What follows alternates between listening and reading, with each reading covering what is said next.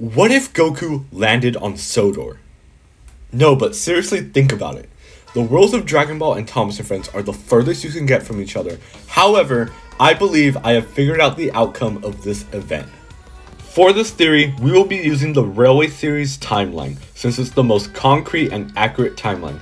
However, it doesn't really matter what timeline you choose, so I'm just going to go with the Railway Series timeline since it tells us that the series takes place in the 20th century. So with that information, that means that instead of growing up in age 749, Goku would have grown up around the 1950s. Also, since he would have landed on Sodor, this means that he most likely wouldn't have grown up in a forest and instead would have grown up in a suburban town. He would be educated and would not be a fighter. This of course can only work if Goku hits his head like he did in the original show.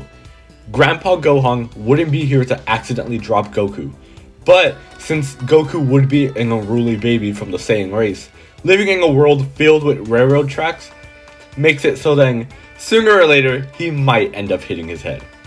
Also, since we're on Sodor, there are no Dragon Balls, since I have seen the entire series and not once do I hear the engines talk about 7 magic wish-granting orbs. With this means that Piccolo can't exist and Pilaf and the Red Ribbon Army aren't searching for the Dragon Balls. So this makes it so then we can just skip over the entirety of OG Dragon Ball.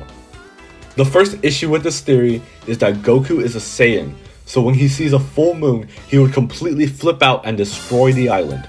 While that would 100% happen, for the sake of this video, let's keep going. I know it should really end right here, but let's just say that a 20th century doctor removed Goku's tail for the sake of argument. Now, if Goku is canon to this universe, that of course means that the Saiyans are canon, like Vegeta, Broly, and of course his brother Raditz. So while Percy was playing a trick on Thomas, Broly was probably on Vampa watching his dad shoot his best friend's ear off. This would of course mean Frieza is canon, same for Beerus since he is the one who issued the attack on the Saiyans. This also makes the Kais canon, and of course the 12 universes and Zeno. However, let's just focus on Raditz for right now. Since in this timeline Goku would have become a normal human, he probably wouldn't be married when Raditz arrives, since the 23rd Tenkaichi Budokai didn't happen. This also means that Gohan sadly doesn't exist. This also means that Goku wouldn't be strong enough to fight against Raditz, and would ultimately die, leaving Raditz to do whatever he wanted to do to the Earth. Also, if there's no Goku, then there's no Tournament of Power, which could make Zeno wipe out multiple universes permanently. So even by ignoring the issue with Goku's tail, Raditz would still end up destroying Sodor and possibly the Earth, since he would have to wipe out the whole population to give it to Frieza. This could also be the end to the entire solar system. So our story ends with Raditz arriving on Sodor. Or does it?